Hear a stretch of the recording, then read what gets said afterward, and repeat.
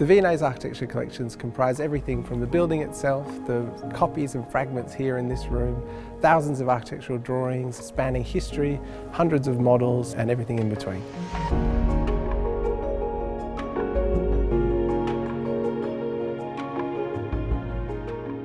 We're standing in one of the two cast courts at the V&A, which opened in 1873 and have the most amazing collection of plaster casts from all around the world. All of these sculptures and architectural fragments are made of plaster, so they're copies of artworks which are mostly in Europe. Part of this great grand Victorian ideal to really bring the grand tour and fit it into one room here in London, so that education of art and study of these artworks could be democratised and accessible to the public.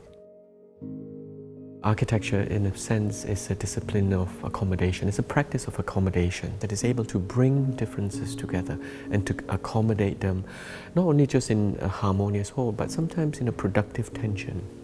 The object that I've chosen is a book by Duron. In French, is commonly called the Recueil. It is a collection of large plates of drawings that brings together different buildings into a single page, using the same scale in orthographic projection for comparison and analysis. There are two motivations to the work of Duron in the Recueil. The first one, of course, is to introduce a scientific method to the study of architecture. That is to say, that to make the discipline of architecture more rational and more empirical. The other one is to actually make the knowledge of architecture more accessible to the common people. It is one of the first examples in which the utilization of drawings was used to bring about buildings as diverse as pagodas, mosques, Egyptian temples, alongside Gothic cathedrals, and also thrown into the mix would be Christopher Wren's St. Paul's and so on and so forth. But actually, when you bring them together, you see that they actually have a lot of characteristics that they share. So I think to use a certain evidence in designing buildings and also in analyzing building, I think is still very much relevant today.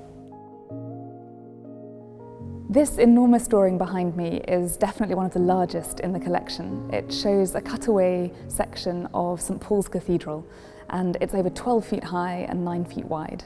It was produced when the cathedral was undergoing restoration work, and the draftsman wanted to show the incredible structure of St. Paul's Cathedral. And it was also intended to show what architectural drawing could do. It's a real tour de force. This drawing was created by one draftsman, and it took him the best part of 5 years to finish it. So it's an incredible testimony to his dedication and to his skill. There's amazing detail, and every time that you look at it, you can see more and more. One of the details that you can spot if you look very closely is Horatio Nelson's tomb in the crypt. The remarkable thing about this drawing is that it gives you a view of St. Paul's that you simply can't get if you actually just go to the building itself. This drawing opens the building up, it splits it and cuts it apart so that you can get a view which is quite unique. And so through drawings and plans of buildings, you can actually find out more about how they're put together, how they work as a whole, and why they feel as they do when we're experiencing them. What's really impressive about the RIBA model is its complete breaking of all the rules of architecture. So it's called the spiral. If you were to unroll it, you would get one long flat strip, but what he's done is to zigzag it so that it stacks up on itself and forms a building. Completely unconventional and very radical. It's a project for the V&A itself that was never built. It was seen to be perhaps too radical, too difficult, and even perhaps too awkward as a building, but it still stands as one of those amazing, inspiring, revolutionary designs from the late 20th century. So we're standing here in the grand entrance of the V&A, one of those incredible spaces, a huge grand architectural statement, but also a profoundly public one. You can walk straight in off the street, straight through this hall and into any of the galleries. It's an extension of the public realm. It's a proper space for everyone of London and of the world. And that sense of being a museum for everyone is somehow expressed here through the architecture of the building as well. The interior is set up as a series of streets. We've got rooms which seem to evoke a sort of exterior space, a public space. The building of the V&A is a patchwork that's been added to and adapted and redesigned throughout its whole 150-year history. In the courtyard, we were standing in front of the original entry, and since then there's been dozens of different extensions, both historical but also contemporary. So the latest extension is the Exhibition Road extension, designed by Amanda Levitt, a giant new underground gallery, and most importantly a new main entrance into the museum from Exhibition Road. The opportunity that I saw was it wasn't just about designing a new gallery, a new wing for the museum. It wasn't just about looking at it as a cultural project.